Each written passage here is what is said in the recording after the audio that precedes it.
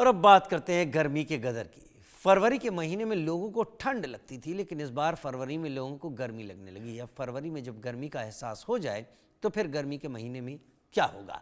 दरअसल फरवरी में गर्मी ने 125 साल का रिकॉर्ड तोड़ दिया और कयास हैं कि इस बार प्रचंड गर्मी पड़ेगी। आखिरकार मौसम बेरहम क्यों है, इस पर चर्चा करेंगे, लेकिन पहले एक रिपोर्ट।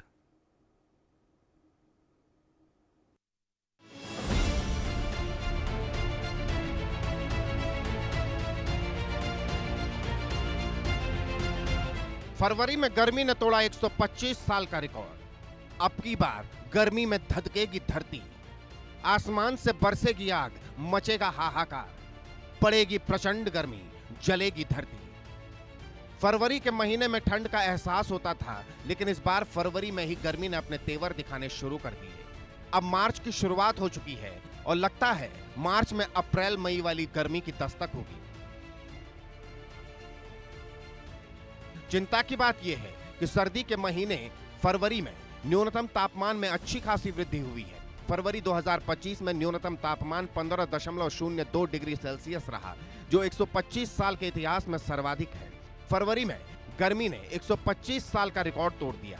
देश में फरवरी 2025 का औसत तापमान 22.04 डिग्री सेल्सियस रहा, जो सामान्य से 1.34 डिग्री अधिक है। इससे पहले 2016 में फरवरी में सामान्य से 1.29 डिग्री अधिक तापमान रिकॉर्ड किया गया। फरवरी में गर्मी की जो तस्वीर दिखती है वो आने वाले महीनों के लिए रेड अलर्ट है। भारतीय मौसम विज्ञान विभाग की माने तो मार्च से मई तक भी ज्यादा गर्मी पड़ने के आसार हैं। फरवरी 2025 में सामान्य से 50% कम बारिश हुई, जबकि जनवरी में 67% कम बारिश हुई। अब बारिश का कम होना, ठंड का कम पड़ना और वक्त से पहले ही गर्मी का गदर काटना और इसी तरह से गर्मी बढ़ती रही तो इस बार धरती आग उगलेगी। कुल मिलाकर संभलने का वक्त है। अगर मौसम का उल्टा पुल्टा खेल इसी तरह चलता रहा तो अंजाम क्या होगा, सोचा भी नहीं जा सकता। Bureau report, India news. Anand Sharma ji मौसम वैज्ञानिक के तौर पर मेरे साथ जुड़ गए हैं। डॉक्टर सुशील द्विवेदी पर्यावरण विशेषज्ञ के तौर पर मेरे साथ इस वक्त जुड़ गए हैं। आनंद जी, सबसे पहले आपका रुख करते हुए, क्या इसी को हम ग्लोबल वार्मिंग कहेंगे? क्या यही ग्लोबल वार्मिंग है कि मौसम अपना साइकिल बदल रहा है? देखिए, इसमें एक कारण नहीं है, बहुत सारे कारण जुड़े हुए हैं इसमें। एक तो आपका जो आजकल काफी प्रचलन में है ग्लोबल वार्मिंग, लोगों का मानना है कि भी ग्रीन हाउस गैसेस बढ़ रहे हैं और उसके चलते जो है वो आउटगोइंग रेडिएशन को अब्सॉर्ब करती है और धरती के तापमान को बढ़ा रही है। और जो हम लोगों का यदि 100 साल का डेटा भी देखें तो उसमें एक साल की करीब 1 डिग्री सेल्सियस की बढ़ोतरी हुई है ग्लोबल तापमान में, और खासकर भारत की धरती के ऊपर जो हमारे जो पर्यावरण है उसमें। और उसके साथ साथ जरूरी नहीं है कि पूरा कंट्रीब्यूशन उसी का है। ये ध्यान रख लिए 2 साल एक जैसे नहीं होते। किसी साल में सर्दी कम पड़ती है, किसी में ज्यादा पड़ती है, किसी साल वर्षा ज्यादा होती है, किसी कम। उसको हम जानते हैं इंटर एनुअल क्लाइमेट वेरिएबिलिटी के नाम से। तो वो भी एक फैक्टर है। इस बार आपने देखा कि जो वर्षा थी वो करीब करीब मतलब 50% रही, जो फरवरी के महीने में रहती है। हालांकि यदि प्लेन एरिया की बात करें दिल्ली और उसके आसपास के इलाकों में तो बहुत फरवरी में ज्यादा बारिश होती नहीं है। सामान्यतः 7 मिलीमीटर की लगभग होती है और शायद 1 या 1.5 मिलीमीटर की लगभग हुई थी आखिरी तक।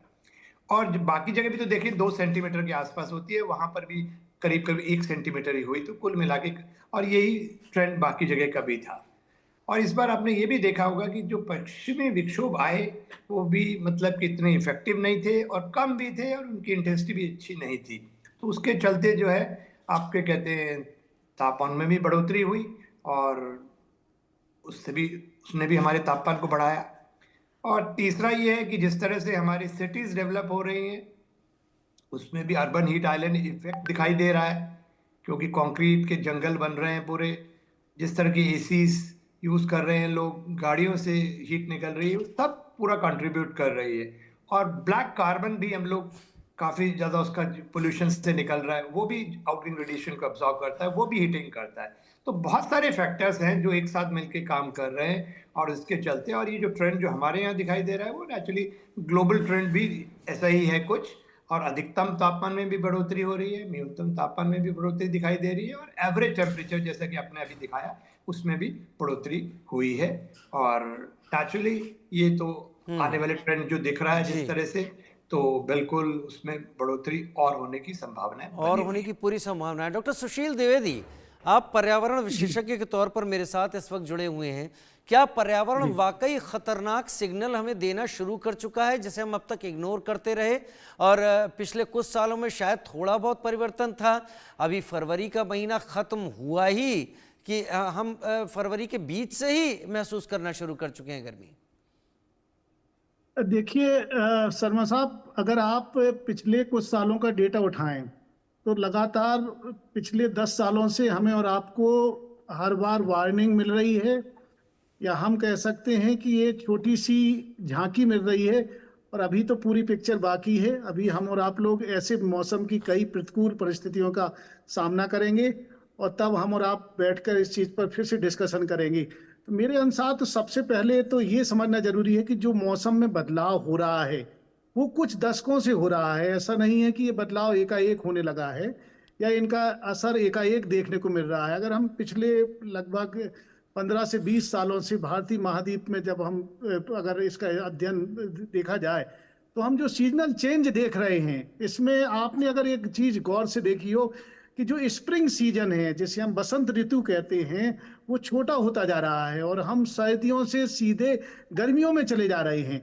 इसका मतलब ये है कि तापमान बहुत तेजी से बढ़ रहा है, और जब तापमान तेजी से बढ़ता है तो बहुत सारी चीजें पर असर पड़ता है। मिसाल के रूप में आप लोग और हम लोग जो समझते हैं कि नेचर का अपना एक रिदम है, नेचर की अपना एक प्रकार से चलने की गति है, और जब वो बिगड़ता है, उसमें बदलाव आता है, तो सबसे बुरा असर हम और आपके ऊपर तो पड़ ही रहा है। लेकिन उन बेजुबान जानवरों की सोचिए, उन जीव जंतुओं की सोचिए। चाहे आपने देखा होगा कि बहुत सारी माइग्रेटरी बर्ड्स आती हैं भारत के अलग अलग हिस्सों में, साइबेरियन प्रांत से, अपने प्रतिकूल मौसम के प्रभाव को कम करने के लिए। और मौसम एकदम तेजी से गर्म होता है तो उन्हें समय से पहले भागना पड़ता है, यहाँ से माइग्रेट करना पड़ता है। या हम पेड़ पौधों और फल और फूलों की बात करें, जैसे मैं गांव का व्यक्ति हूँ, बुंदेलखंड में मेरा घर है, खेती होती, तो मैं सीधे सीधे प्रभावित हो रहा हूँ। मेरे आम के जो पेड़ हैं उनमें उत्पादकता प्रभावित होगी। या आगे चल के हम और आप लोग गेहूं को देख सकते हैं, गेहूं के जो दाने बनते हैं वो छोटे रह जाते हैं क्योंकि एकदम गर्मियां शुरू हो जाती हैं।